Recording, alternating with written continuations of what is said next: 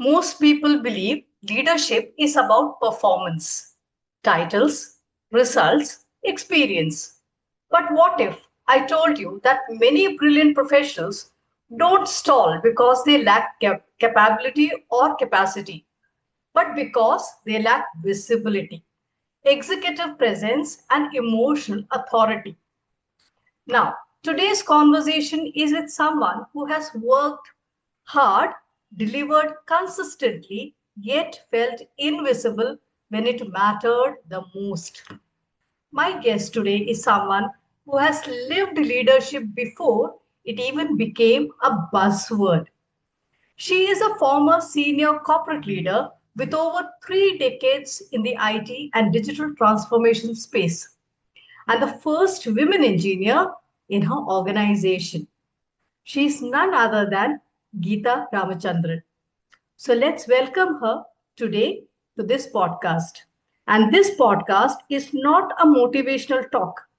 It is about conservations. It is about the things that are presently in vogue and that matters today. So let's welcome Geetha Ramachandran to the show. Welcome, Geetha. Thank you, Geeta. So just tell us, how was your experience in your corporate world? Let's just get a glimpse of your work. Okay, I joined Bharat Petroleum long time back when generally ladies did not enter the um, plant per se. Okay, I was an electrical engineer, so I applied by seeing an advertisement in the newspaper, and they called me for interview. They did not expect a lady to be there. They were surprised even though I had mentioned my name Gita and then Chandrasekharan at that point in time, when they saw me in sari, the admin officer looked at me and he said, "A lady?" And that was how my entry into BPCL started. Because those days ladies did not enter the factory premises. It was not possible for a lady to work beyond 6 o'clock also. So that was the situation at that point in time. And of course, since I had already reached there, they took me to the interview room and the panel interviewed me. And I really knew that, I'm not going to get it. So I was very carefree and I answered all questions properly, and they thought probably I'm very confident and they took me. That is how my journey in BPCL started. Okay. And then, of course, being the only lady, there were many challenges, which I'll speak to you as we go along. Okay. So you are someone who was the first in the organization. Okay. And you were some now you have been an award-winning executive, and today you are a leadership coach helping senior professionals step into influence before the title even arrives. Now, please tell us, as a first women engineer in your organization, what invisible challenges did you face that people rarely talk about today? Because today's people haven't seen those challenges. So we want you to walk us through the challenges that are invisible today and were there for you to cross over. Yeah, Geeta, let me tell you, the environment was not conducive to women. I cannot blame anybody, but there were no washroom facilities in the plants. I was posted in the plant as a graduate engineer trainee. There were no washrooms. So you had to walk that distance. In addition to that, I had to walk straight, the mess room. The mess rooms, they had their own pictures, and you can imagine what type of pictures would be there. So I would just look straight and walk in none of the workshops or stations I could go look anywhere. I had to look straight and walk. In addition to that, there was also, sometimes I was challenged. They wanted to do a reality check whether I could really actually do what is expected. So one of them in the factory, they told me there was an overhead crane. I'm an electrical engineer, I'm supervisor there. So they told me there's some problem in the control gear. Why don't you tell us how it is to be attended to? And there was a rope ladder, and you Mm, have to climb that rope ladder and reach there. mm, I didn't want to give in. I started climbing on that. I reached midway, and they said, "Ma'am, madam, please come down. We have found the fault, and we know what to do." mm, So there were all these, but besides that, that was at least on the shop floor. But at least even those people, when we were talking to each other, one of them said, "Finally, this is just a hobby for you. Okay. After some time, as soon as you get married, you will leave." Now, these are certain words which were staying back with me. mm. And of course, there were situations where I was almost compelled to leave because I had left my children with my parents. I did not have creche. We did not have anything where, we could leave the child and then go comfortably and work. So I had left my children with my parents. And over a period of time, I used to travel every 1.5 months. There was no air flight also. It was very difficult for me. But then my boss at that point told me that, see, you have the potential. You have the potential. This period will be there only for a few years. So think over, and that's how I continued. But there was also sometimes people have also sort of said, this salary, what you're getting, it's just a perk for you. So these are words which nobody will speak of. But Right. these were a certain challenges which I faced at that point in time. I was not knowing how to talk back, or I used to just hold it inside and just not think about it. So maybe you can understand what we would have gone through at that point in time when you are the only lady at that point, in entering into an industry. And I also felt that I should not speak about this because the more you bring all these topics, they will think twice about bringing another lady. So I wanted to make it smooth for ladies to enter. So I never voiced it out. The main reason, of course, I can say I was a little bit silent at that point in time. I did not want to make big issue, but I did not want this to be a negative fact in preventing, them admitting any other lady into the factory setup. So that is what I had in my mind at that point in time. So the main concern of yours was you should be the leading way for another lady to enter the organization, not the other way around. So you made Not the sure other that way you're around. not voicing the negative so much that people are afraid of taking another lady in. So You are looking, right. That was what was bothering me, and so I kept quiet. It today I'm speaking about it, but that during those days I never spoke about it. wow. So looking back at your 36 years, that is more than 3 decades of work in the corporate world, who did uh, who did that journey shape you into today, beyond the titles and the achievements that you gathered around the way? I know BPCL is a people's, they take care of their people, and I'll say that I got the opportunity to learn. I came as an electrical engineer, but the journey, the 36 years, I can say I spent 1 decade in the electrical department. Then I was moved to computer setup. I didn't know anything about computers. Computers had just started at that point in time. I learned everything about that. Then I was moved to marketing setup. I learned about marketing and sales. And then IT had already started changing. And then I came into ERP. Now, ERP, it's a fully integrated system. And then I was posted to BORL and I became the architect of the complete IT and ERP. I don't think anybody gets this type of opportunity. I got this opportunity where I can continue. I learned new things. I adopted them and I worked on it. So I would say that it made me very confident. Today I am able to say that I can accomplish anything. That is what my journey has made me into. I would say that I enjoyed every phase of my journey. I loved what I was doing. Of course, people say that when you are in a career you don't enjoy, you are doing somebody else's work. But for me, I would say that I enjoyed each and every phase, each and every day of my life as a corporate professional, because I Excellent. loved doing whatever I did. There were lots of challenges, but I kept learning. I kept implementing, and my journey of learning has not stopped even now. I like to learn. That is why I'm here right now as a coach.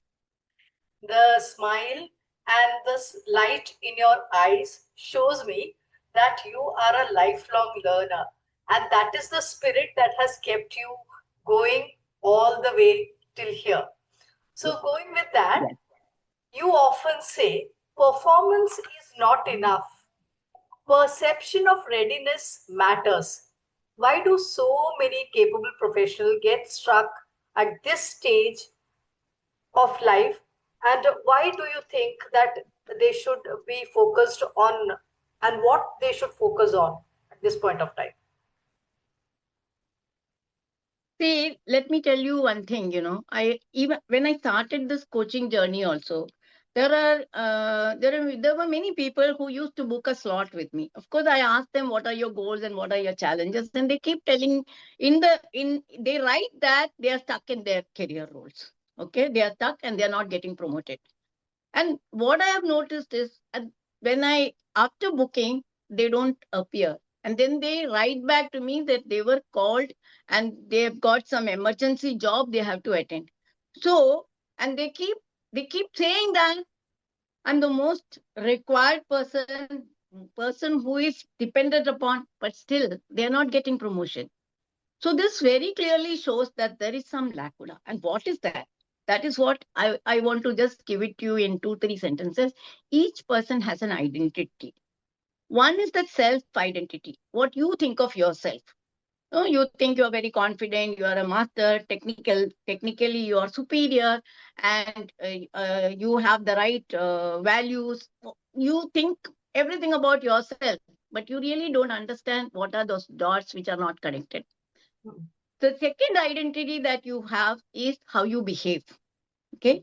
And maybe, you, whether you are taking initiative, whether you are seen, you are reliable, all these things matter in the identity where you behave in a certain manner.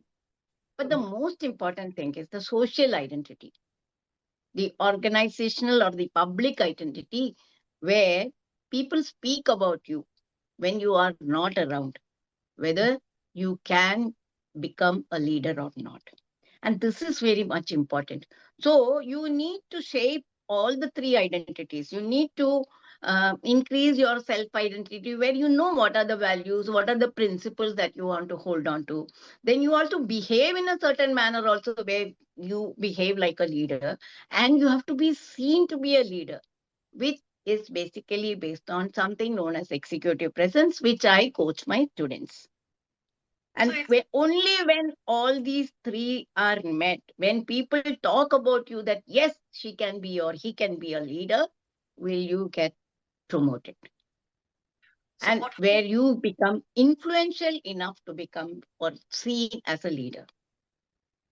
So even though you may be working hard, you may be talking hard, but unless and until people see you as a leadership material, you are going to remain where you are. You will be stuck in that position, or it will be delayed. May not be stuck, but like unlike other people who get faster promotion, you will not be, because business needs to, or the leaders need to see you as leadership material. Mhm. Okay. So what you mean to say is the perfect alignment of what you perceive yourself as and your social identity has to match. And the way Match. people perceive you to be a leader or Yes. a capable person matters the most. So the Yes. alignment Right. is the most important thing in the personalities that you carry, right? Right. So why do high performing but reliable professionals often become indispensable to any organization but not promotable? So this, what I told you before, it carries on like that. See, you are a very high performing professional. Mm-hmm. You because you are high performing, you become indispensable there. Hmm. So if you are removed from there, Hmm. then you create a vacuum. Hmm. Then basically performers are reliable executors. But Right. what you need for leadership is not an executor, not what you do, Hmm. but what you get things done. Right. Generally, you need somebody who doesn't speak about what or how. You need somebody who knows the why, who speaks about the why. Hmm. Instead of talking about what you have done, you need somebody who is a multiplier, who gets more people to do. Hmm. Instead of you doing one job, you need 10 people to do 10 jobs. Hmm. You need somebody like that. So, even though you are very highly reliable, unless you meet those criteria, you Hmm. cannot be promoted. You will remain because you continue to be an executor, Hmm. not seen as a leader. Hmm. So, even though, so how do you make sure that you are seen as a leader? You may show in a way that you are getting more people to do whatever is required by the management. You have to talk their language. I mean, the senior leadership's language, Hmm. which is strategic, Right. not your technical mastery. You Hmm. have to convert your language. You need to become a translator. Your team is giving you information at this level, which may be technical because you need to know that. But when you are communicating with the senior leadership, you need to translate it into the language that they, in terms of business impact, how it is going to impact the business. You need to speak strategically. So Right. these are certain gaps which are found. And Hmm. that is why the technologists or the IT professionals do not get the promotion that they desire as quickly as they want. Hmm. Yes, Do you also believe that as women, we tend to take up all the responsibilities on ourselves? I can do it. Only I will do it the best way possible. That is also coming in their way of getting promoted. definitely yes, Geeta. Because I always in the beginning of my career, I wanted to become a super mom. I was never asking anybody for any help because I wanted to be a very good wife, a very good mother, very good cook, and very good um, in the office also the best. It's not possible. Right. So once I attended something known as Women in Public Sector. It's a Hmm. forum where senior leaders, senior lady leaders come and they talk. And one important point that they were mentioning, this was when I was in a very junior career, not and there they spoke that ladies should take help. They should not think about becoming a super mom and doing everything. You will never reach anywhere. And that is when I decided that whatever I need not do, should not do it. I should leave it to somebody else. Hmm. And that is where I started keeping people to do some sort of making snacks and feeding the children and things like that, which I would do, and I would not get time, and I would crib. Hmm. So if over a period of time you realize what mistakes you are doing, and if it is not supporting your career or your family life, you start changing that. I did that. Everywhere I've learned something and I incorporate that. If Hmm. some senior ladies are telling you that you need to take help, you better take help rather than think I will do this, I will do everything. It is not possible. And even if ladies are going to listen to this talk, I would suggest for career women to please do take help wherever it's possible, because that's going to definitely help you. Don't think of saying, I want to make the best sweets in my house. I want to be the best person doing everything in the house. And you are not. It will be difficult for you to proceed ahead in your, career as well as in your house life. I believe, Geeta, it's so conditioned within ourselves, for Indian women at least, that you have to be the best in whatever you are. And we are so afraid of delegating our duties to somebody else because we think Yeah, only we can make the best out of it and nobody else can take that place. But that doesn't right. work that way. And as when we get ill, we need a doctor. So also when we need a help, we definitely need to go out and ask for help. But we are not never taught to do that because we haven't seen our moms doing it. We haven't seen the ladies in the house doing it. So we are so conditioned to keep everything to ourselves. And when I Right. also speak to the corporate leaders today, me being the emotional intelligence coach, I also find this to be very weird, but at the same time, on an alarming scale, with all the leaders happening today. And I really want, as you said, to tell all the leaders out there, the women out there doing fabulous jobs, please delegate, please reach out for help. Whether you need a coach, whether you need a cook, whether you need someone to help you out, please reach out and ask for help. Please don't hold yourself back on that. Having said that, what inner shift is required to move from being a technical expert to being seen as an executive leader? Yeah. See, the first thing is that it's very difficult for us, I will tell you, to move away from that problem solving mentality to a decision making mentality, because we keep, as a technical or IT professional, we keep solving problem, we make sure that everything is perfect, and we talk about it also, because for us that's there in our DNA. No, otherwise we would not have become IT professional. So basically we solve problem, we go to the root, find out. Even today I'm telling you, I do that. Okay, so you try to find out the problem, you check each and everything. But from there, you need to get into that mentality that if this way you will stay here only. You have to become a decision maker. So that is one shift that you have to bring in yourself. The second shift is from moving away from this making everything accurate to making an impact. Because again, as I told you, we are always used to that 99%, 9.9% uptime. We make sure that everything, the servers are up all the time, the code that we give is perfect, there's no error. In fact, I used to be very happy when one of my senior, he's a chartered accountant, I gave an application, which was first application which we did in Bharat Petroleum way back, which is on travel claims, claiming for when you are going. So it had all the travel fare, the bhatta that you get, everything.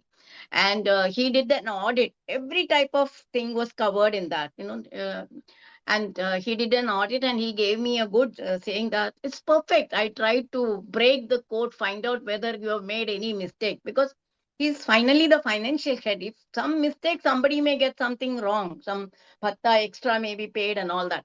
So he said it's perfect. And I was very happy with that. So we are into that situation where we want everything to be perfect, accurate. But then from there, we have to move into that where we make an impact. Not we have to make an impact on the business side. So this is one shift that we need to make. And other one is move away from control to trust. Because we don't want to leave what we are doing. No, we don't want to. We always feel we are right. What we do that somebody else will not be able to do as correct as. And that is one mistake that all of us make. We have to move from that mentality to delegate it with trust. When Yes, we delegate and with trust, what happens? They take ownership and they may do better than us, and absolutely. which we must accept, because your team members can be better than you in many ways. You are there to guide, to be make sure that everything goes in the right manner and everybody does it. But you are not expected to be doing that everything to make it perfect, Right. right? So you have to move from control to trust. The other one is that we have to move away from thinking what is there for me Hmm. to thinking what is there for the organization. And that shift, when you do, then yeah, your goal can be, I want to become this in the organization. But that can be aligned with the business goal also. I want to be there because I am the right person to see that this will be achieved in my organization. Hmm. So when you shift, these are three, four shifts that I see which a person should make to move from uh, an executor to a leader. Right. I hope you got it. Yes, we You have don't to need make to impact control for the everything. business rather than, stick on to making things accurate that Right. somebody else will do for you. But then you should have trust on that person instead of just controlling, micromanaging. You should Mm. have trust on that person and give onus. And instead of personal value, you have to think about what can be for the organization. I So think making these small shifts can make sure that you are seen as a leader by yes. executives. I think the major shift is when you start trusting and are open to delegation. Not just delegation, you have to trust the person who is doing the work. Rather than Right, controlling and micromanaging, you have to see that you are just supervising. They will do it best right, in their capacity right. and maybe better than you. Probably that is Yes, why we are afraid that they might do better than us. That holds many of us back, I think. So when the right, right. mentality shifts, And you are afraid that credit will also go to that person. Okay. absolutely. It's not just that you also feel that the credit may be taken away by that person. But Hmm. no, if you are leading that team, the credit will definitely come to you. But you give the onus to you give the credit to the person who's doing it. Once you get that very clear in your mind, things will be smooth for you. Right. We have the tendency of taking it personally, everything. The credit should be mine, the good things should be mine, everything I should be controlling. When we leave that out and start delegating and giving credit to other team and the member who is doing the most is when we also start growing in the organization along with the person who is doing that work. That Yes, yes, mentality has to set in on all the leaders today. Am I correct? right. Yes, you put it perfectly. The way I wanted to speak, I think you have put it exactly the way it's supposed to be.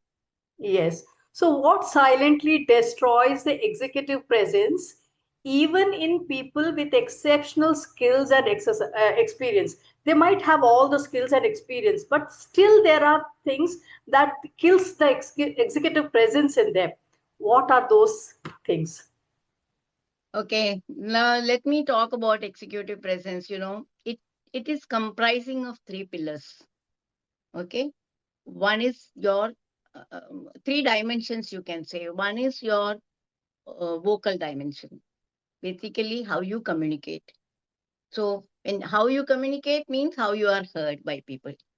That is your vocal. You have to be uh, basically your leadership communication is something where you need to be uh, simplifying complex things. It should your pace matters, your tone matters, the way you pause, those matter. All these things are the vocal dimension, how you communicate. So based on that, you will be heard.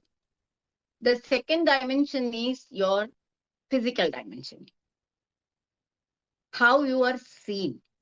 It's not just grooming, your body language, the poise, the stance that you take, how confident you are seen, how you enter, how you present yourself even virtually. This is your physical dimension. And the most important thing is gravitas or the weight. How you are, how you show up, how you show up or how you behave under pressure. Okay. That is gravitas, the calmness, the way you listen actively, the way you listen, how you maintain your presence, how you open meetings, or those things are known as gravitas. So even though you are very skilled technically and very experienced, they fail somewhere or the other. In When you are vocal, maybe you shout when you're talking, or you want to be heard, so you all those, or even when you are walking in, you are so like you walk like everything is under you, self or possessed. the gravitas where you want to show that you are a leader, you hog the limelight. So these are all things which are noticed by other people, which may reduce your capability or what you call it as your executive presence. Then Mhm. you may not be considered. So all these things, it is very important how you speak, how you are seen, and how you show up under pressure, how you behave under pressure. These are three important points Mhm. which which are important for a person to know, uh, and that which will show how your executive presence is important for you to be seen in the leadership category. Okay. Am I making sense? Could it, Absolutely. is that I become think too technical? what you mean to say is the tone matters a lot in Yes, communication. It is not just the yes, word or the way you are speaking, it is the yes. underlying tone and pitch with which you speak matters the Yeah, most. in communication, your body language that matters the maximum 55%, Right. and then your vocal, that is about 38%, and 7% is only your Words. verbal. So Yes. that So in the second thing is communication. the body language that they carry and the Yeah, kind of presence they make. It should not be crushing on others. It should be correct. encouraging for the others to be Yeah, perceived as a leader. I think I yeah. have summed it up in the right manner, Yes, you're right. right? So, to summarize what you said, it is the three pillars, that is, how you carry yourself, your communication skills, and the authority that you show. The authority should not be like suppressing others, it should be encouraging others while you go. And the language or the communication, the body language should be not too authoritative for others to feel the pressure. It should be warm and encouraging for the others. At the same time, your tone and pitch also matters apart from your body language. So, coming to the Yeah. next question on that, what I think is most of us as women already have a higher pitch than the men. So when you communicate and you are very much engrossed in it, there is a tendency in females, the voice goes a little higher. It is not done knowingly, but without their knowledge, it goes a little higher. For female Yeah. leaders, this thing is something to be taken care of. Do you agree with me? Yes. So one tip that I know from this is that, you call it inflection. You have to bring down at the end of every sentence. Hmm. Instead of going, then it looks like you are asking a question. But Right. to show your presence, your vocal, you have to bring down at the end of the statement. Hmm. And also, you should not be going all around, rambling. You must be very clear about how there are certain formulas for that, something Hmm. known as situation, impact, and then recommendations. All right. So you consolidate into small, small ones so that it is not going all around. It is Hmm. exactly what is required, Hmm. very concise and brief and to the point. So these are things when I coach my people, I explain all that. Here, since it's almost generic, I wanted to keep it to the main point. So, Means, physical dimension, right. vocal dimension, and the psychological dimension, where which shows your behavior under pressure. You must be calm, you must be strategic, and calm and composed, Mhm. because there will be situations where it will be very difficult to control. But if you are calm and composed, your team also becomes composed. Or when you are sitting with the stakeholders, they Mm, also will be ready to listen to you. But if you start, shouting and going, then people will not be ready to listen to what you are suggesting or what you are saying. So mm, that is where sometimes just the people from the technology or IT, they mm, lose ground because they are not able to communicate in that precise terms in the way the business will understand. mm, So they get missed. So this is one thing that people generally tell me, that I talk, I speak, but nobody bothers after that.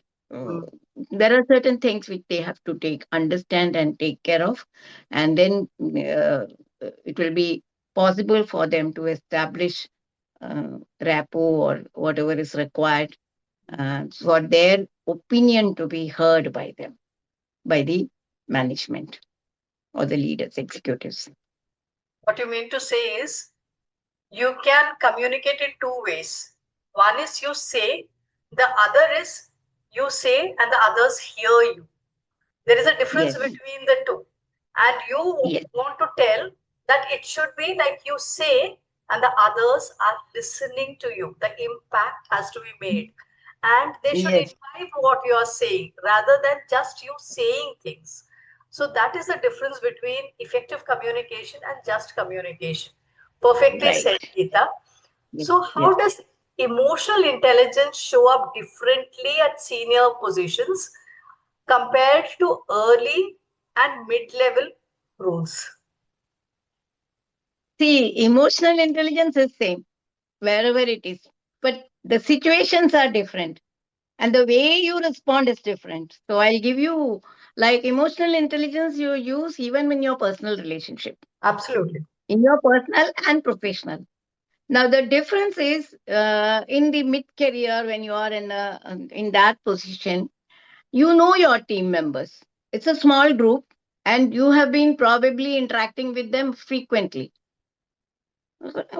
and you know each one of them, you know how they interact, how they respond to whatever you say. Everything is known to you. So emotional intelligence, it comprises of three four qualities, which is, being aware of self, regulating your emotion, aware of your emotion, what happens when some trigger is there, how your emotions come out, being aware of that, and then regulating that emotion, and then of course the main thing, which is empathy, putting yourself in the other person's shoes and seeing their perspective, and of course motivation and resilience and all other components which are there. So when you are interacting with a smaller group, with your team, you know them, so you are able to put them yourself in their shoes and respond in a manner. If the person is very angry, annoyed with you, you understand there is something working, something which has happened, which has triggered that. You can always respond in a manner saying, come on, let me understand what is it. And you can bring the situation in such a manner that you can respond. But when you are in a position, in a place where you are dealing with senior, you don't know them as personally as you know your team members, and the interactions are not that frequent, and you are dealing with ambiguity. You don't really understand what they were, from where they are coming, and it's high stakes. The demands are high, your responsibilities are also high. So a small trigger from another person, which can probably offend you or your team, can trigger some sort of emotions where you want to immediately respond or react. And that is where emotional intelligence plays a major role. You need to maintain your calm, you need to be composed, you need to ensure that you don't get offended. You have to pause for some time, check back instead of retorting back. You see this happening in the political sessions which are held, how people, how it goes off track, everybody talk.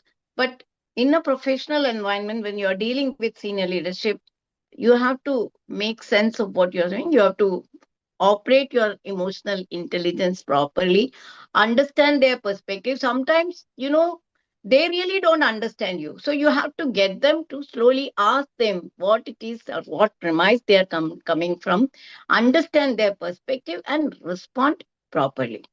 Mm. And that shows your leadership quality. With the That's the real leaders, difference between a person who will immediately blast off, mm, and he may even leave the room. table, and those who maintain their calm, understand the situation, and talk properly in such a manner that it does not flare up, it does not spoil the relationship. It Mm. happens in the house also. In the house we know them, but sometimes it goes tangentially, but it's it's understood, and we reconcile. But here that will not be possible, so you need to be very. What happens even when you are getting an email and it offends you, your immediate reaction is to react immediately and right. But if you take time, you keep it aside, let your emotions come down and then respond, maybe the reply that you give will be properly accepted, and even that person may be ready to apologize also. Mm. I hope I made the difference very clearly. The emotional intelligence is same, but how you, because the situation is different in the small team, the situation is very different when you are in the senior leadership. The way you respond has to be measured and then properly respond. What you mean to say is the level of awareness differs as you grow in the organization. And as you grow in the organization, most of the time you are not aware of how your seniors are going to respond or from where they are coming to. So you will have to imbibe, take things in, assimilate, and then respond rather than react. So this is where Yes. your emotional intelligence is going to play the biggest role in your growth. And coming Yes. to that, when you have worked with so many leaders, women leaders in India, I want to ask you, how well equipped in emotionally intelligent are the women leaders today?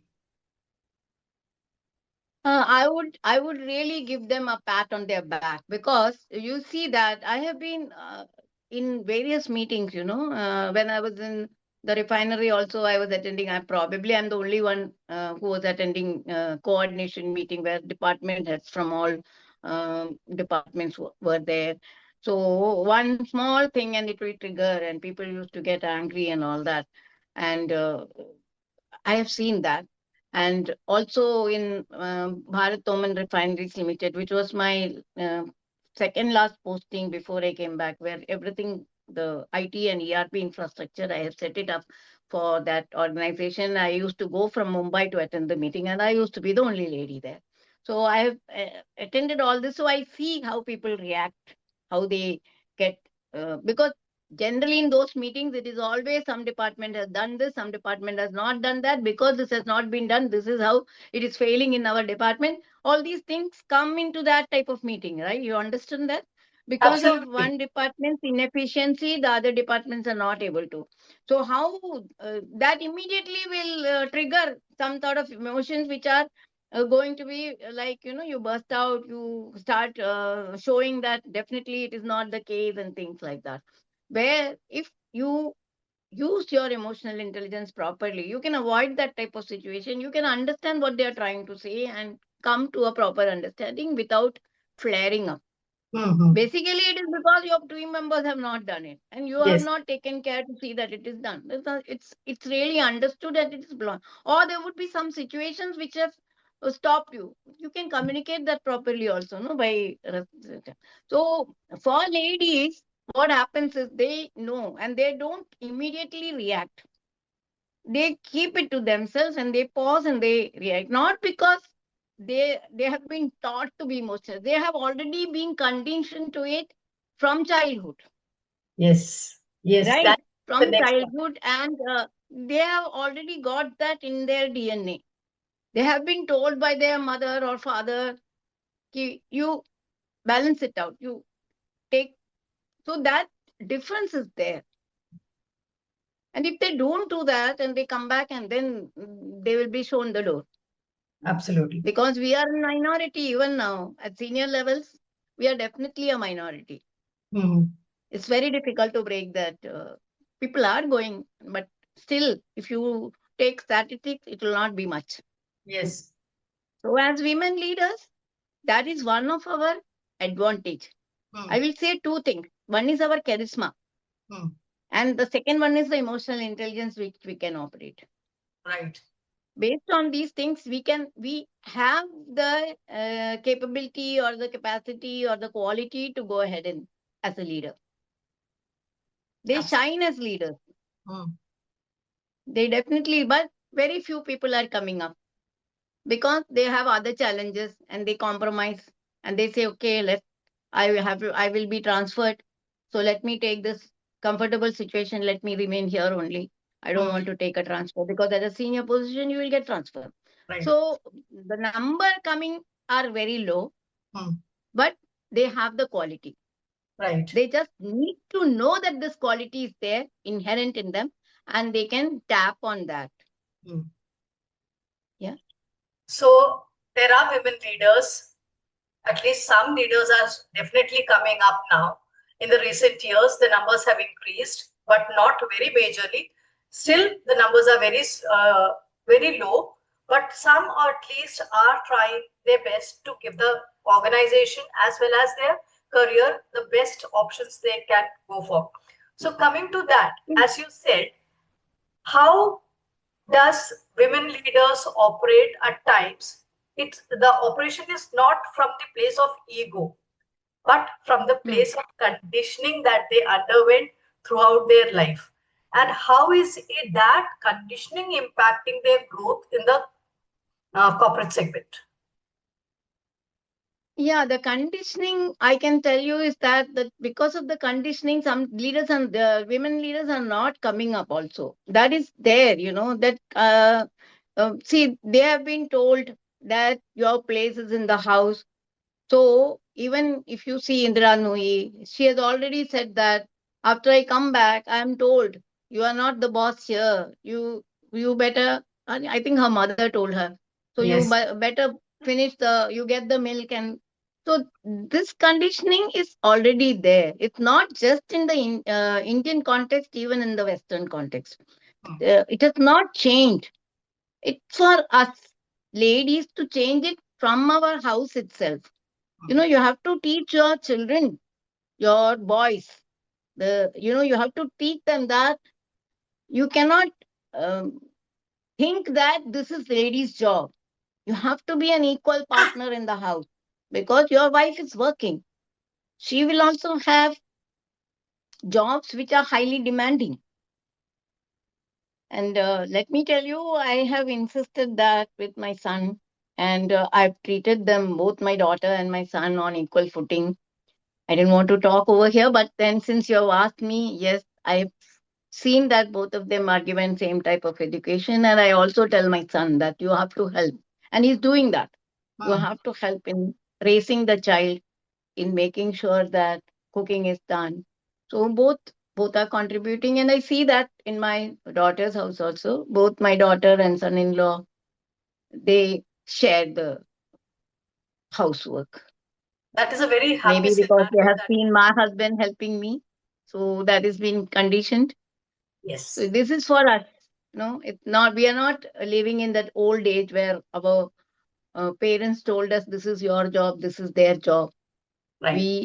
We have to change it because we are educated today. We know what it is. We also have our own ambitions, and we also have our own dreams which we want to fulfill, and we also want to go up in our career. Like I took up engineering. I wanted to grow in my organization.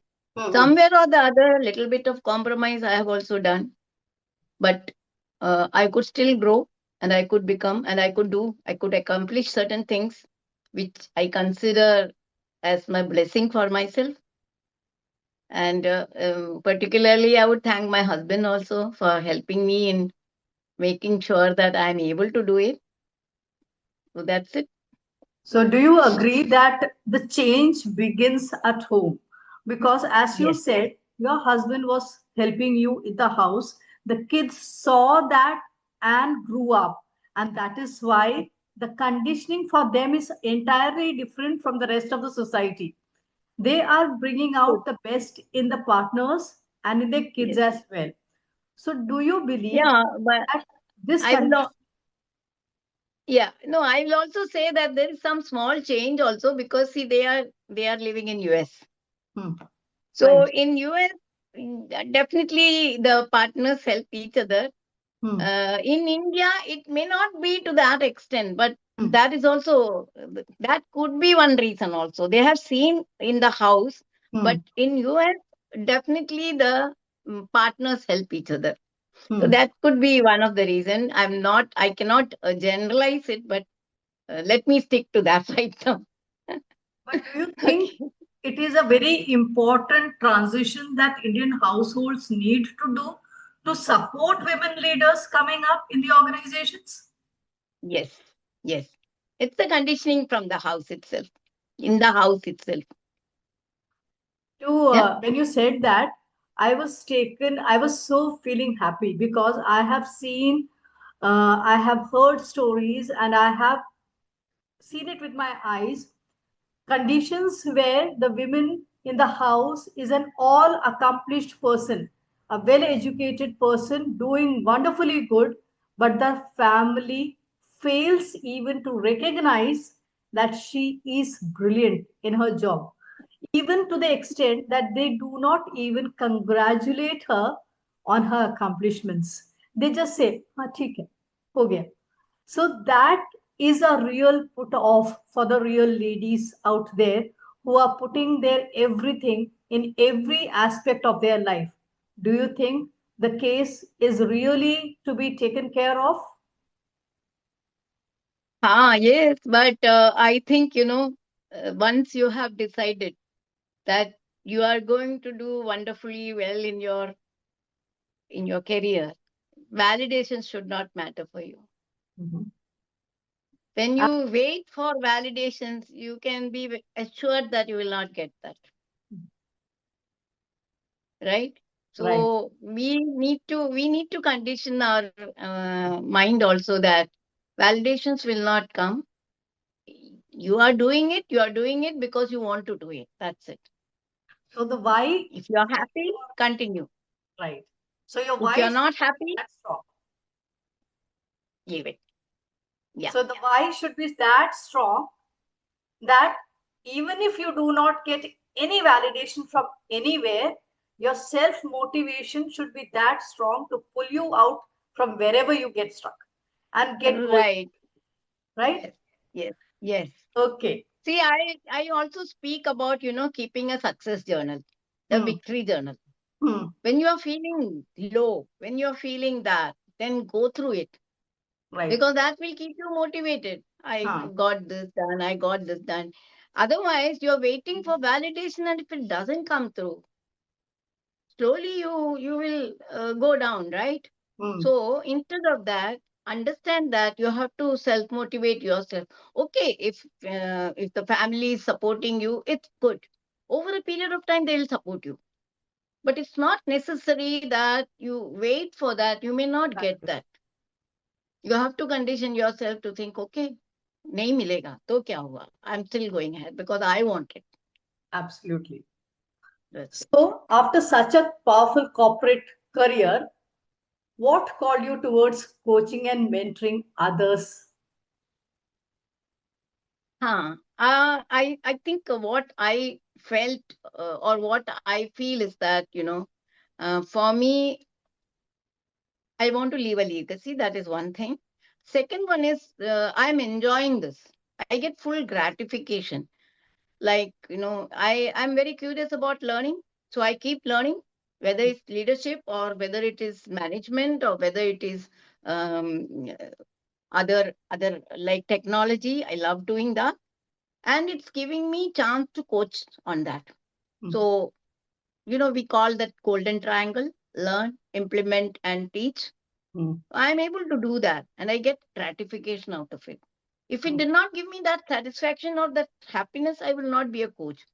Hmm. I came up once I retired. I thought, what will I do? I was not very sure of what I was going to do. So for some period, I was making jewelry and all that. Hmm. It gave me boost to my creativity, because I like to be do something which is very creative. But then after some time, I was not finding so much of joy in that. Then I started authoring. So I've written a couple of books. But again, I felt that was passive. And that Hmm. is when this coaching came into picture. Hmm. I was not sure I would become a coach. But once I got into it, I started getting that gratification when I see the transformation in people, when I see that they are able to accomplish what they want to accomplish in their life. And that gives me a lot of satisfaction. And it also helps me in gratifying my own self need, which is learning, implementing, and coaching, which comes with that. So Right. that's the three-pronged approach that I'm having. Maybe that's the reason why I am a coach, and I continue to love being a coach till till I can do it. The day I find that I'm not getting any happiness out of it, maybe I will leave it. But right now, I feel very happy about it. And so I continue to do it. So as we started off, you are a lifelong learner. So your golden triangle is always intact till date, and you're enjoying what you're doing. For someone who feels invisible or overlooked today, what are the three most important things they should focus on in the next 90 days as per you? So we spoke about executive presence. Okay. In addition to that, it is confidence and influence. So executive presence, I told you, it is gravitas, image, and communication. In addition to that, we should add confidence, Hmm. because only when you are confident will anything work. You have to be confident. And then influence. Influence without a title. Because you wait for that position and then you think I will become a leader, it will not happen. Hmm. You have to influence without getting the title. Hmm. So these are things which I cover in my curriculum, Hmm. where I cover executive presence. Along with that, I cover all these confidence and communicate, influence, and then handling tough conversations, Hmm. Hmm. visibility. All these things are covered in my curriculum. So that's why I say what is important is also three N's: confidence, presence, and influence. Very good. So to sum it up, you have done it very beautifully. So when your clients look back years from now, what do you hope they say will truly change their career or their relationship with themselves? I would say both, okay, but Hmm. maybe a little bit of more of what it has done to themselves. Because when you change your relationship with yourself, you are able to change your relationship with others, with anything. So definitely, I would like people to say that yes, it made a difference in my career, but it also made difference in me, in my own relationship, the way I think about myself. That would also give me that high which I'm looking for. Your gratification would be more if it is not Yes, just the career but the personal front as well. yes, yes. Because that when you do that, it is Hmm. forever. Yes, Career maybe immediately, but yes. it is forever. Hmm. Yeah, that Absolutely. yes, that's what I'm looking for. It should be forever. That continuously it should operate on them, Hmm. whatever I'm coaching them, and they continue to get that thrill, that gratification that they are also craving for, the success that they want, Right. the position that they are thinking of, Hmm. which can be made easier if they follow what I'm telling them. And my Yes. curriculum has all that. Okay. So, coming to the end of this beautiful conversation, if this conversation resonated with you, it is probably because there is some aspect in you which got the light in today's conversation.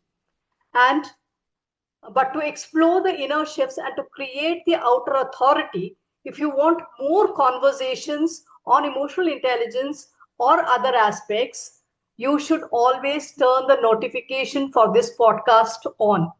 Because if you get your answers today, you're probably going to get your answers tomorrow as well. So subscribe to this channel and turn the notification on. And if one answer today stayed with you, share this episode with someone who needs to hear it and imbibe it. Because sometimes the right conversation doesn't just inform, the repositions of it is for lifelong. And I will see you in the next podcast soon. Thank you, Geeta, for coming in And and bringing in so much of light on the executive presence and also how to get you ahead in your professional and personal life. Thank thank you. you very much for inviting me, Geeta, and thank you, audience, for listening patiently. Thank you very much.